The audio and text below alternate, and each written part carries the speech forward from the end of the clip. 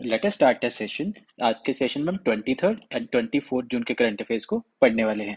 जैसे कि Bhartruhari Mahtab appointed as protem speaker of 18th Lok Sabha.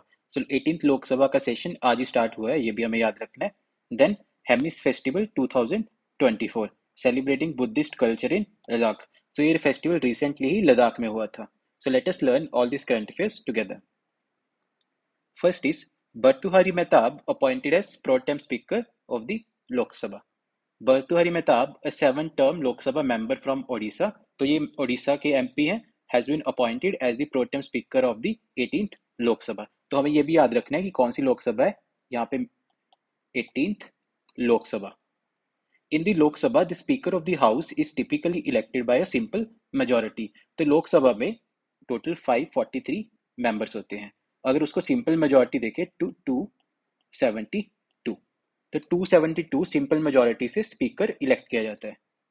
However, in a situations where there is a vacancy for the speaker before a new Lok Sabha is formed, a pro tem speaker is appointed by the President of India under Article 95 of the Constitution. तो last Lok Sabha के जो speaker थे Om Birla, but वो Lok Sabha 17th Lok Sabha dissolve हो चुकी है, इसलिए speaker की ऑफिस अभी वेकेंट है और डेप्यूटी स्पीकर तो पिछली लोकसभा में था ही नहीं, तो इसलिए राष्ट्रपति द्वारा आर्टिकल 95 के अंडर एक प्रोटेम स्पीकर अपॉइंट किया जाता है।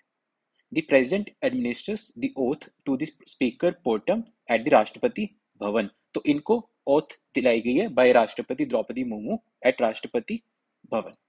और फिर क्या, आज से जैसे ओथ स्टार्ट हुई है तो speaker protem administers the oath to the newly elected members in the Lok Sabha. तो आज ही लोकसभा का सेशन स्टार्ट हुआ है, वहां पे भर्तृहरि मेहताब बाकी सारे मेंबर्स को ओथ दिलाएंगे, उसके बाद नए स्पीकर का इलेक्शन होगा।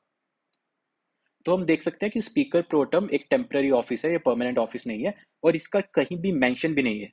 तो हम देख सकते हैं आर्टिकल 95 द कॉन्स्टिट्यूशन में लिखा है, when ever this office of speaker is vacant, deputy speaker is also vacant by such member of house of the people, house of the people means lok sabha, as the president may appoint for the purpose।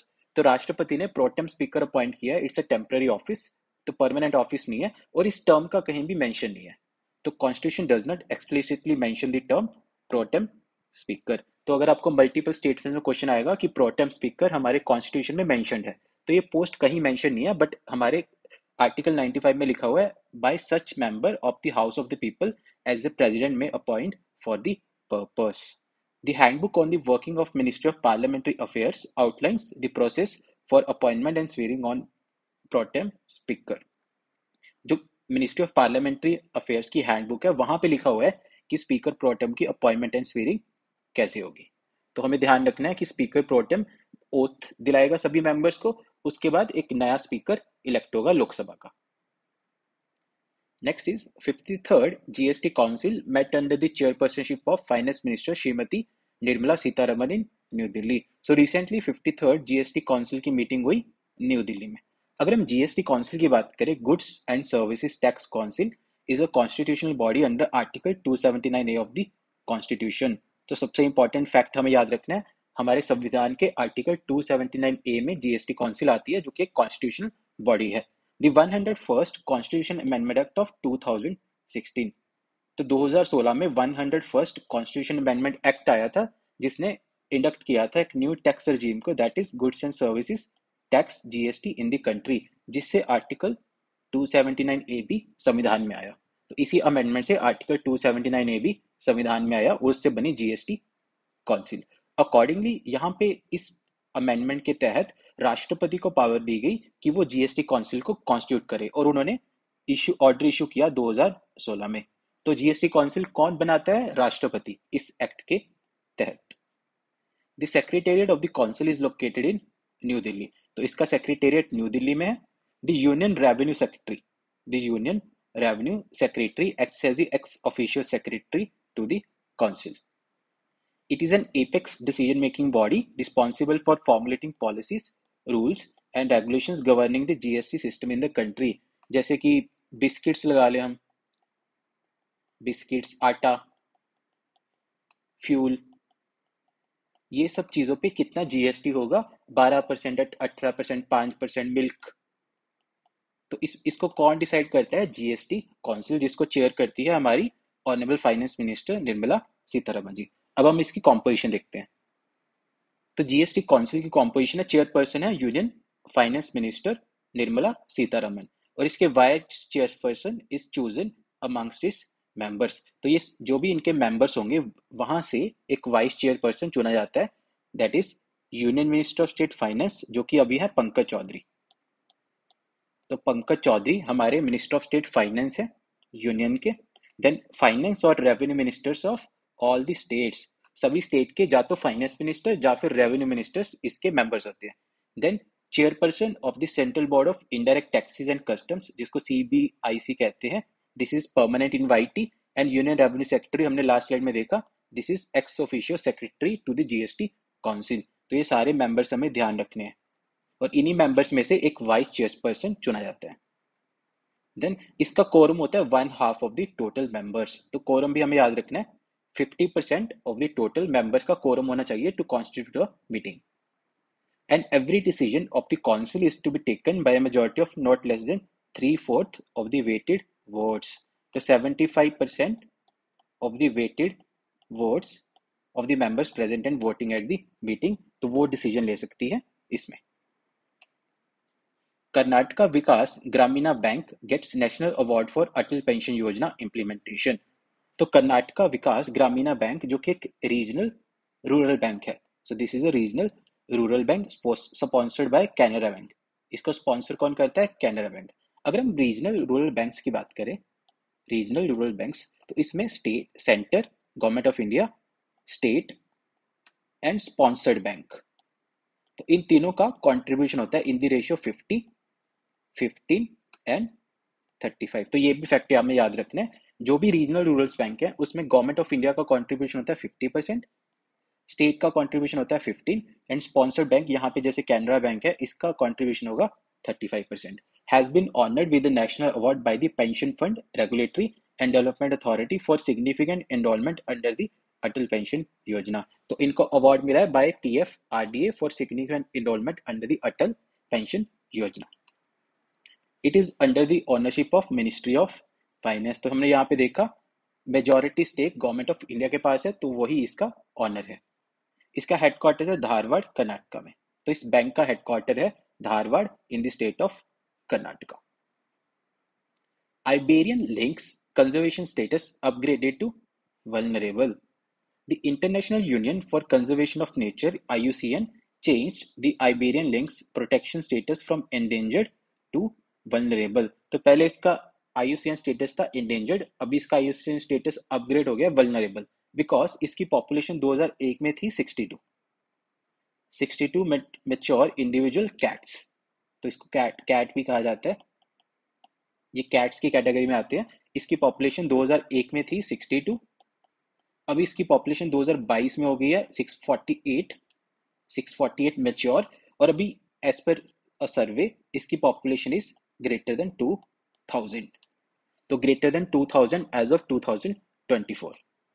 This species is native to Spain and Portugal. तो ये भी हमें याद रखना है, ये species native है to Spain and Portugal, तो यूरोप में ये स्पीशीज पाई जाती है। Hemis festival 2024 celebrating Buddhist culture in Ladakh. The Hemis festival, a vibrant celebration of Tibetan Buddhism. तो तिब्बतन बुद्धिज्म को सेलिब्रेट किया जाता है इस फेस्टिवल के थ्रू, और ये कहाँ पे होता है? लद्दाख, इंडिया। तो लद्दाख अभी एक यूटी है, पहले ये जम्मू कश्मीर स्टेट का पार्ट होती थी, बट अब एक सेपरेट यूटी है 2019 से। The Hemis festival also known as Hemis Tsechu, तो इसको हेमिस सेचू भी कहा जाता है, commemorates the birth anniversary of Guru पद्म संभाव। गुरु पद्म संभाव की बर्थ एनिवर्सरी पे ये ऑब्जर्व किया जाता है, reward figure in Tibetan Buddhism. तो इनका बर्थ एनिवर्सरी है 8th सेंचुरी। तो 8th सेंचुरी के गुरु हैं गुरु पद्म संभाव। This 2-day celebration brings the Hemis monastery, Ladakh's largest Buddhist monastery, to life with color, music and spiritual energy। और इनका एक डांस होता है, छाम डांस। तो ये बहुत ही इंपॉर्टेंट डांस है, इसको याद रखना है। तो एक सिंपल सा क्वेश्चन आएगा एग्जाम में कि छाम डांस कहाँ किया जाता है, तो ये लद्दाख में परफॉर्म किया जाता है by monks wearing colourful mask representing Guru Padma Sambhav 8 avatars. This sacred dance symbolizes the triumph of good over evil. बुराई पे अच्छाई की जीत को सेलिब्रेट करने के लिए ये चार्म डांस किया जाता है. Intergovernment Platform on Biodiversity and Ecosystem Services (IPBS) awarded those are 2024 Blue Planet Prize. तो IPBS को मिला है 2024 का Blue Planet Prize. The Blue Planet Prize, which is given out every year by Japan's Asahi Glass Foundation. तो Japan की असाही glass foundation द्वारा ये प्राइज दिया जाता है. Is a prestigious award that recognizes important science and practical contributions to solving global environmental problems. तो ऐसे साइंस एंड प्रैक्टिकल कंट्रीब्यूशन जो कि ग्लोबल इन्वायरमेंट की प्रॉब्लम को सॉल्व करते हैं उसको रिकॉग्नाइज करने के लिए अवार्ड दिया जाता है. और इस साल ये अवार्ड मिला है IPBES को. So it grants an award sum of $5 lakh to it laureates. अगर हम IPBES की बात करें so it is an independent intergovernmental agency. तो ये भी याद रखना है कि ये यूएन का पार्ट नहीं है, मीन्स यूएन की डायरेक्ट एजेंसी नहीं है. It is an independent intergovernmental agency formed to reinforce the interface between science and policy for ecosystem and biodiversity services in order to conserve and sustainably use biodiversity. और इसका headquarter कहाँ है? बॉन, Germany में. तो हमें headquarter भी याद रखना है, बॉन, जर्मनी में IPBES का हेडक्वार्टर. उसकी फुल फॉर्म याद रखनी है, intergovernmental platform on biodiversity and ecosystem services. Now let us see the appointments of the day. First is Manoj Jain. The Bharat Electronics Limited has appointed Manoj Jain as the new chairman and managing director of the company. तो इनको Bharat electronics limited का chairman and MD बनाया गया है. Bharat electronics limited is an Indian government owned aerospace and defence electronics company. तो government of India का एक PSU है जो कि एरोस्पेस एंड डिफेंस इलेक्ट्रॉनिक्स में काम करता है. और इसका हेडक्वार्टर है बेंगलुरु, कर्नाटका में. इसका हेडक्वार्टर है बेंगलुरु, कर्नाटका में. Next is Atul Kumar Chaudhary. The Government of India has appointed Atul Kumar Chaudhary as the new Secretary, Telecom Regulatory Authority of India. तो इनको telecom regulatory authority of India, जिसको ट्राई भी कहा जाता है, उसका सेक्रेटरी अपॉइंट किया गया. Next is Pradeep Singh Kharola. Pradeep Singh Kharola has been assigned the additional charge of national testing agencies director general. आपने न्यूज में देखा होगा NTA, नेशनल टेस्टिंग एजेंसी, जो कि नीट का एग्जाम अभी करवाया, नीट UG, जिसपे काफी सारे एलिगेशंस लग रहे हैं कि इसमें पेपर लीक हुआ है. उसके बाद नीट PG का एग्जाम पोस्टपोन कर दिया गया है. उसके बाद नेट UGC का एग्जाम भी पोस्टपोन कर दिया गया. तो ये काफी रिसेंट एंड करंट डेवलपमेंट है, तो हमारे एग्जाम पॉइंट ऑफ व्यू से बहुत इंपॉर्टेंट है. प्रदीप सिंह खरोला, जिनको नेशनल टेस्टिंग एजेंसी का डायरेक्टर जनरल अपॉइंट किया गया. Next is rear admiral Nelson D'Souza. Rear Admiral Nelson D'Souza has taken over as Commandant of Military Institute of Technology, Pune. So that is it for this daily current affairs session. Please like, share, subscribe, and comment your feedback.